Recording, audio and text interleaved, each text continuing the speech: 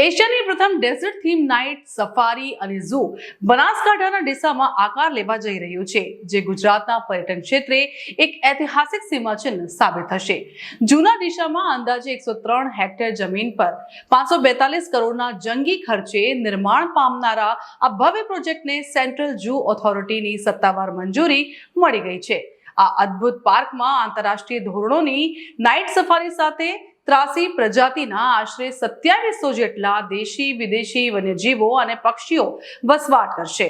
અહીં એશિયાટિક સિંહ, દીપડા, ભારતીય ઘુડખર અને ચિંકારાની સાથોસાથ આફ્રિકન રણના Angolan giraffe, Grevy zebra, black rhinoceros તેમજ ઓસ્ટ્રેલિયાના કંગારૂ અને એમુ જેવા દુર્લભ જીવો મુખ્ય આકર્ષણ બનશે.